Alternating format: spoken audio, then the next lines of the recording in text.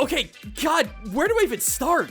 The literal jet engine sitting off to the side of the parking lot, a multi-tier car garage on the other, and opposite that, a police box with dummies dressed up in uniforms. Then, when you're finally able to get into the grounds, you're greeted with a helipad covered in warning signs of entry as well as no soccer? But before you're able to process that oddity, you look around, it's like, Major Grand Prix, Major Grand Prix, Major Grand Prix, and you're like, wait, is this an airport or a Formula One? And then all of a sudden you see Superman staring down at you from the dead center of an arcade space, but only after you're bulldozed by advertisements for the 40s and Betty Boop keeps showing up alongside European license plates, and then the next thing you know, you're in front of a UFO catcher trying to win a potato while Bomberman's being horny on me! What are you talking about? I'm talking about Gaijin! Alright, so it's an arcade, ping pong, sock, go-kart, bet. What is this place and why didn't you invite me? Yeah, I'm struggling to explain it myself, so let me just let my bud Matt, who took me there, put it bluntly. Gaijin, the best way I could describe my elevator pitch of Gaijin would be, think of round one, but complete chaos energy dreamt up by a man who loves American and airplanes. And that is by far the best way to describe this place. Gaijin is Americana in the most honest, jovial, pure, and loving way. Oh, there's games and go-karting and so on and so forth, but what makes this place so amazing and stand out so much is just how much honest love this place expresses for Americana. One of the things that I've always found when it comes to places of entertainment, tourism, sightseeing, and so on and so forth with Japan is that it can kind of be up itself at times. And I get it. The country has culture old and new that is incredibly unique to the rest of the world, but the more time I spend on traditional Japanese culture in one form or another, the more samey it can kind of feel. But when it comes to Japan's take on other countries and other cultures, oh, that's where you're gonna find the insane stuff. And Gaijin is no exception. This is a multi-building family entertainment grounds that has nothing but expressed love for everything American. I briefly touched on it in one of my past videos of my last trip to Japan, some 4 months ago, but it's at this point that my patrons really want to hear about this place, and I'm more than willing to oblige. Is it really that much of a Westaboo place? Dude, just look at the walls, look at the backgrounds of literally any picture of any building inside or out on these grounds that makes up this place. There is always something. Neighborhood watch community signs, old gas company logos, random warning signs, Betty Boop freaking everywhere, Miller signs, Amico, Stormtrooper, Yoda, E.T. Gorilla, and my personal favorite, a special modified sign that requires no explanation. I'm just at a loss. I want you to imagine an old consignment shop full of booths and booths of just stuff from old but slightly recognizable brands spanning 80 years of American history. That is this place, but with more attractions than Round 1 ever had. And all of that still doesn't describe this place because, like Matt said, the guy who owns this place absolutely loves planes. Everywhere you look in the half dozen buildings that make up the grounds of Gaijin, you will see some kind of jet, biplane, fighter, bomber, commercial airliner. This place is littered in models and photographs. Moreover, I also get the sneaking suspicion that the person who owns this place really loves cars. Not only are there an equal number of models and photos of a ton of different cars, just like the planes, but have a look at this go-kart track of this place. I mean, really look at it. Most of the places that I've seen only make a token effort to make their track actually look like a raceway, but look at all this stuff that this place has to sell you on the illusion. The front counter feels like a real ticket stand with all of the old advertising and toolboxes in the back. And look at the lights, the checkered flags, the bikes, the old school parts and gas logos, the pit stop, the billions of ads for Coca-Cola, and the cars themselves, man. Look at those cars! Vibrant, polished, covered in stickers, they look and feel like real, yet tiny NASCAR cars. So that explains the dead engines and multi-tier garages they have around the parking lot. Also, I can't believe Betty Boop can outrace two of the most logo IPs in the galaxy. What are you eating? Nothing. Give me that! Hey! Look, the box came in while you're out for Thanksgiving, and it was sitting on your doorstep for 4 days. And you expect me not to get into it? I mean, I guess I can't blame you, especially this month. See, while Boxer brings a brand new cultural seasonal theme with every single month, the starter box that they sent me this month gives you a little bit of everything from each of those themes. And to this day, this box still has all my favorites. The Don Don Yaki, which is still my favorite cracker snack with its supremely savory senbei flavor soaked in tonkatsu sauce. And no, the fact that it's themed after Taiko does not make me biased.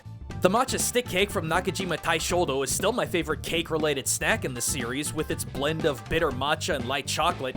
And then finally, the yuzu sake candy made in collab with Boxu and Daimonji is not only my personal favorite hard candy from Boxu, but it actually won over my in-laws last year. Yeah, I got them a box of this stuff a Christmas ago, and despite them never having a lot of experience with traditional Japanese food, they loved this. Yeah, by the way, while you were gone, your parents left you a message asking if you were gonna finally get them one this year. Crap, that's right. They've been yelling at me to get them one for a few years now, and I better get on that. So, if you want to get your hands on traditional snacks you can only get in Japan and learn a little bit about the country and its culture in the process, hit up my link in the description and use the code Gaijin15 to get $15 off your order. Shipping's free and you can cancel at any time. So come take a big old bite at Japan's culture with Boxu. Alright, so you got into what Daikan's about, but what can you actually do there, besides miniaturized NASCAR racing? Everything. And I'm not even joking. When it comes to everyday spaces and places with, quote, things to do, Daikaen has everything under one roof. Of course, their main building is a colossal game center of Japanese arcade machines old and new, and even has a couple of slots and pachinko machines, because it just wouldn't be Japan without a few games of Gramblin'.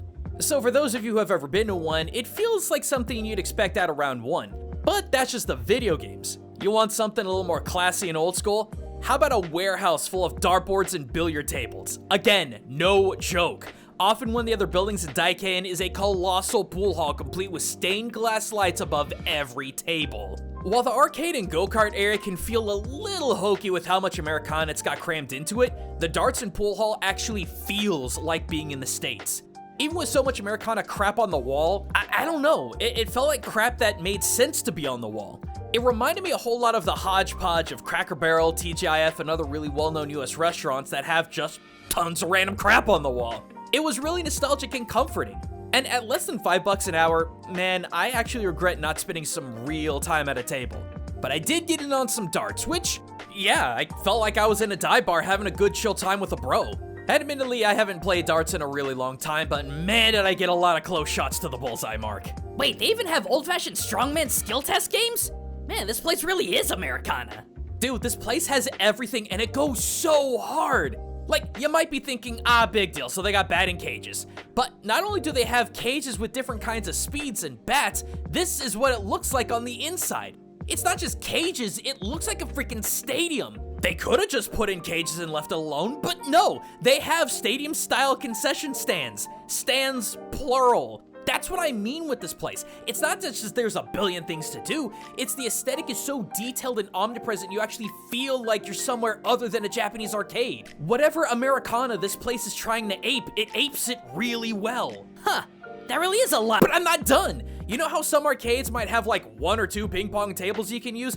Daikaen has 12. Look at this room, it's freaking huge, and it's less than $10 for 2 hours. Man, that's... And say you want to do more than just hitting the batting cages. Maybe you and some folks want to get together and play an actual game of baseball. Well, Daikaen has an entire field you can rent out. But maybe not into baseball as hard as Japan is. Maybe you prefer football. Well, there's like 3 or 4 different cages where you could just work on your aim and kick some balls around. All right, we get it. It literally has everything under one roof. It's not like they're sponsoring us or anything, so you can dial it back just a bit. Sorry, I just really love this place. I only got to be there for a couple hours, which I could have spent all day there, and I've got no idea when I'm gonna be able to go back, or even if I will be able to go back.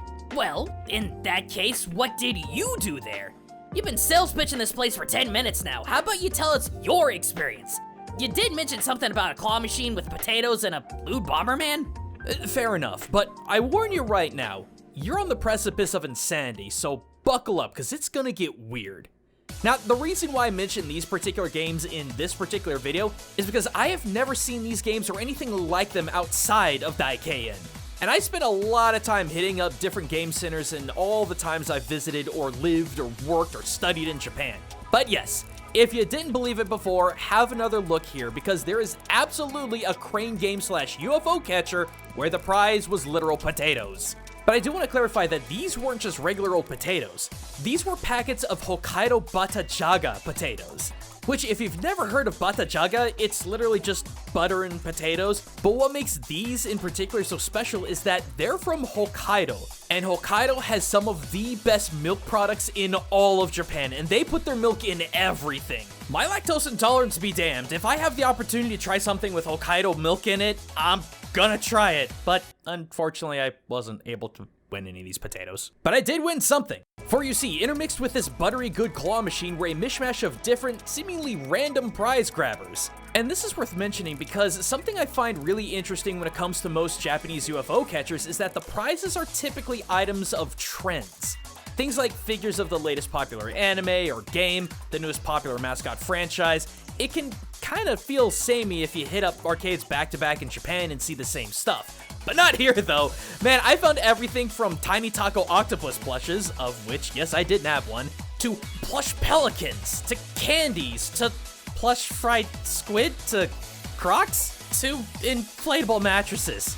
Yeah, you don't see this stuff in other UFO catchers and other arcades in Japan, I'll tell you that right now. But the claw catcher that did me in the hardest and ate the majority of my 100 yen coins was a machine that was just stuffed with merch from Chiko-chan ni Shikarareru. A show that fascinates me equally with its 3D to real-life integration of the show's mascot host, Chiko-chan, and its focus on surprisingly fascinating trivia. I actually learned a ton about Japan through this show, and I really do think it deserves a video all its own. But safe to say, even before I went to Japan, I had a lot of merch from this show, and a little more didn't hurt. Alright, no more stalling, get to the waifu Bomberman. Alright, so I got a question for you, gang. What do you get when you mix Bomberman with Senran Kagura, crush that into a fine powder, and sprinkle it over a game of Dota? Bomber Girl Rainbow is what you get. Now, this franchise has apparently been around since 2018, but this was the first time I've ever seen any game of it anywhere in Japan. And based on the copyright that I saw in the game cabinet, it came out in 2023. So as far as I could tell, this franchise is still pretty fresh with not a lot of attention from Western markets, which I think is kinda oddly surprising yet not surprising at the same time. Not surprising because similarly to Senran Kagura, when your Lady Bomber character gets blown up, so do the majority of their clothes, which have fun working that into a Western audience. As someone who unironically likes Senran Kagura, there's a lot of people that would look at something like this and back away slowly. But it's also kind of surprising I've never heard of this franchise over in the West because it's a Bomberman MOBA with cute waifus from a ton of Konami franchises, for crying out loud. From waifu interpretations of classic colored bombers to other Konami characters like Olive, who is a waifu representing the Contra series, to Sepia Belmont, who you can already guess where she's from, to Grim Allo, who is a rep from Konami's Quiz Magic Academy games.